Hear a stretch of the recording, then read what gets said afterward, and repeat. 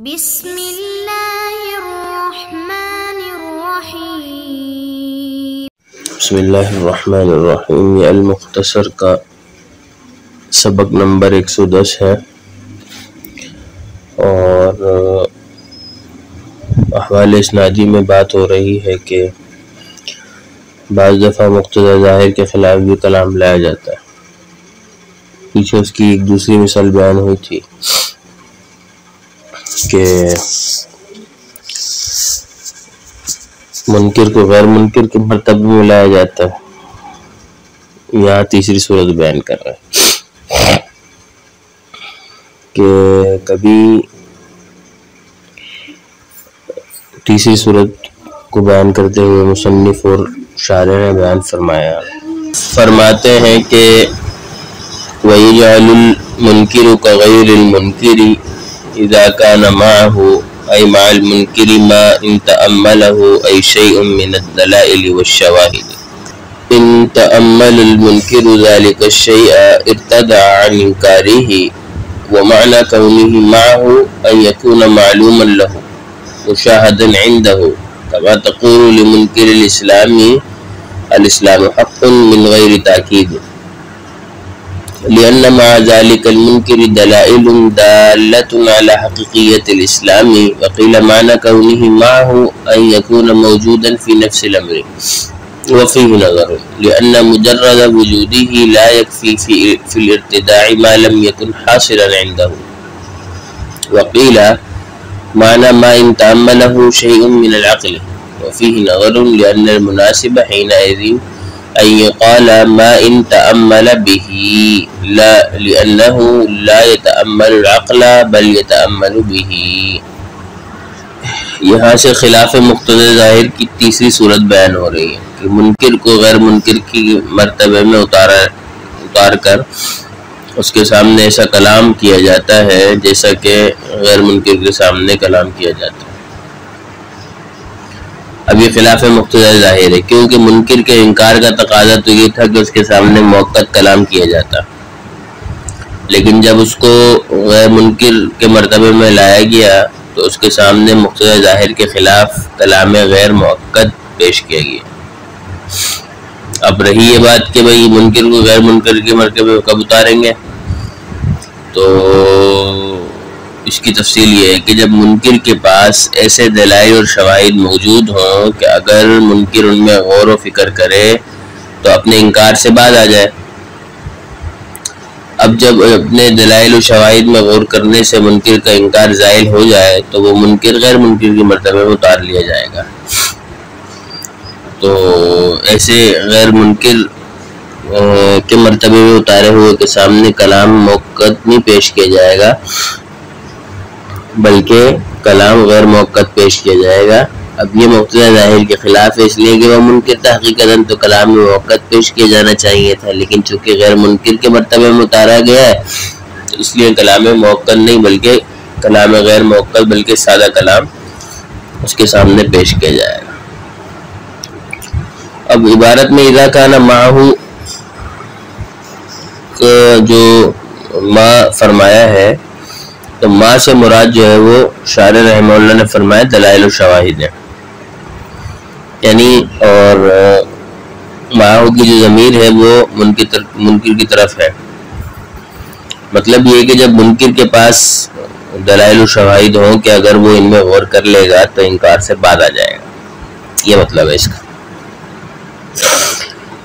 شارح رحمۃ اللہ تعالیٰ علیہ فرماتے ہیں کہ منکر کے پاس دلائل و شواہد ہوں، اس کا مطلب یہ ہے کہ منکر کو وہ دلائل معلوم بھی ہوں اور اس کے پاس شواہد اس کے مشاہدے میں ہوں، تب ہوگی یہ بات، تب اس کو غیر منکر کے مرتبے میں لائیں گے، تبھی وہ انکار سے باز آئے گا۔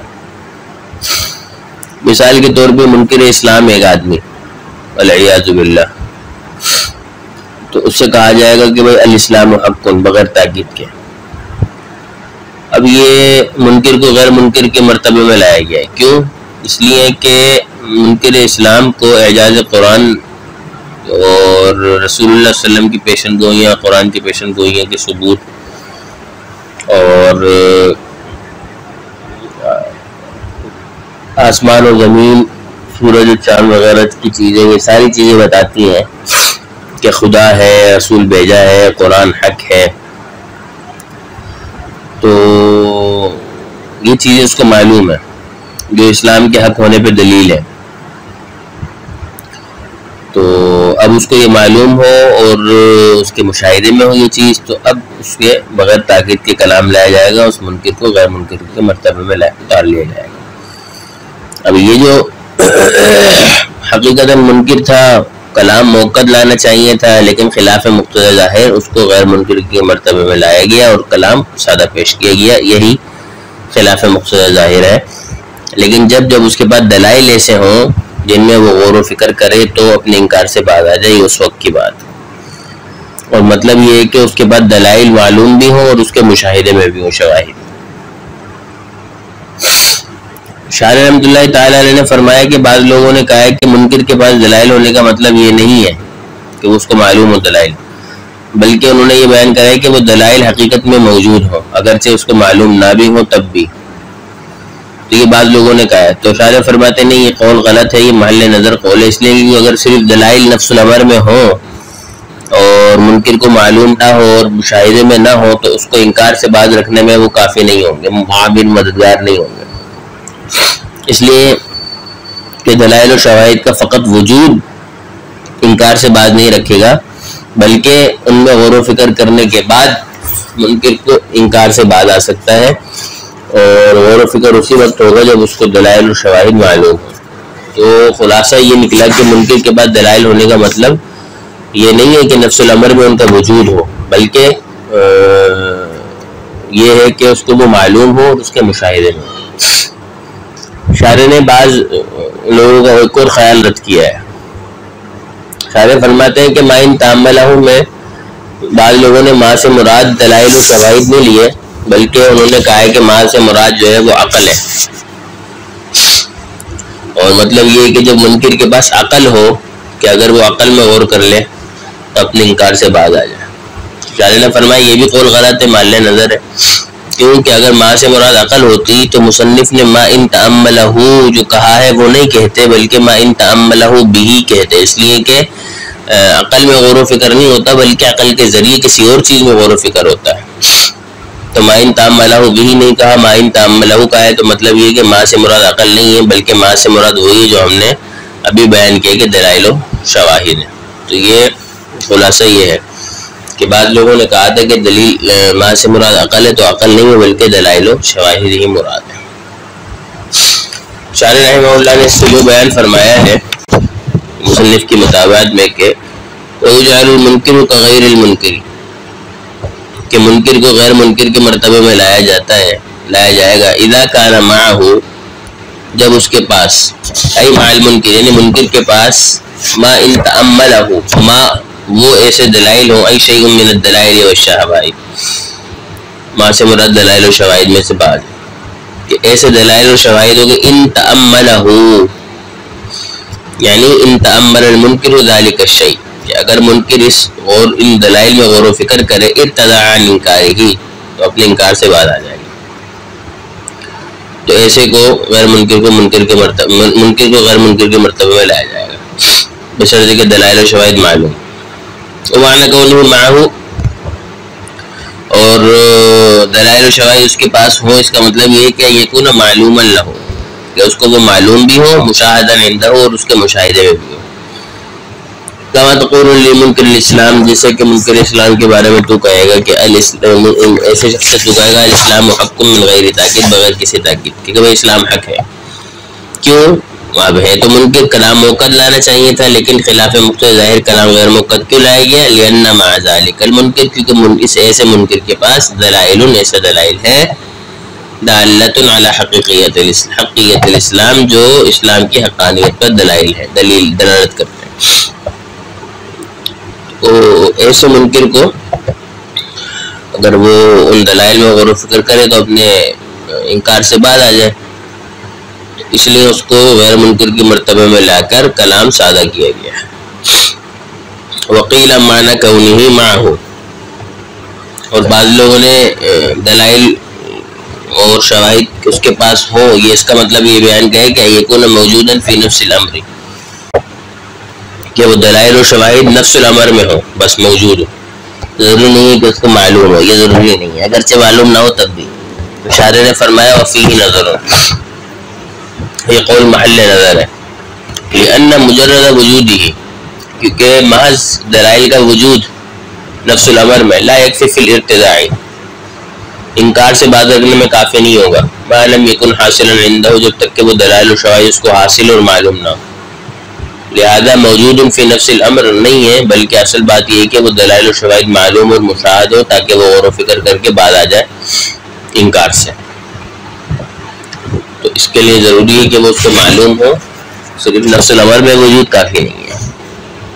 وقیل معنی ما ان تأملہ شیء من العقل، بعض لوگوں نے کہا ہے کہ غور و فکر کرنے کا مطلب ہے کہ اس کے بعد اتنی عقل ہو کہ وہ اس عقل میں غور و فکر کرے، تو فرماتے ہیں وفیہ نظر، یہ قول بھی محل نظر ہے،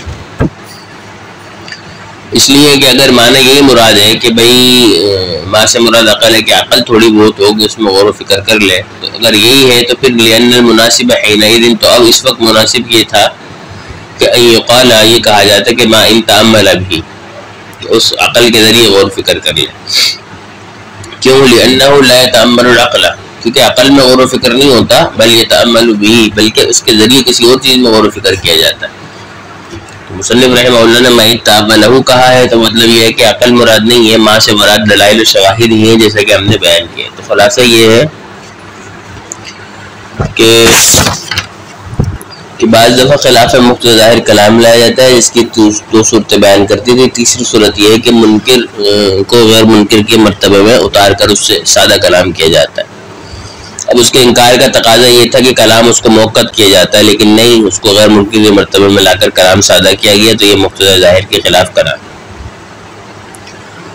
ایسا کب ہوتا ہے؟ فرماتے ہیں جب ہوتا ہے کہ جب منکر کے پاس ایسے دلائل اور شواہد ہوں اور اس کو معلوم ہو کہ اگر وہ ان میں غور و فکر کرے تو انکار سے بعد آ جائے گا، تب ہوگا یہ۔ اگر ایسا نہیں ہے تو پھر نہیں ہو سکتا۔ مثال ہے اسلام حق، اس بندے سے کہنا جو منکر اسلام میں والعیاذ باللہ، تو اب کلام موقت نہیں لایا جائے گا، بلکہ بغیر تاکید کے اسلام حق کہا جائے گا۔ کیوں؟ اس لیے کہ اس کو معلوم ہے اسلام کے حقانیت کے دلائل، کہ قرآن کا اعجاز بھی ہے کہ قرآن جیسے کلام نہیں لایا جا سکتا، آج تک نہیں لایا گیا، 1400 سال گزر کر نہیں لایا گیا۔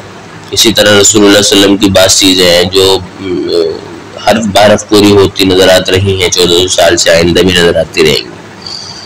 اسی طرح قرآن میں جو چیزیں بیان کی گئی ہیں دلائل باری تعالیٰ پہ، بعد الموت پہ، تو اب اس کی مزید چیزیں آ رہی ہیں۔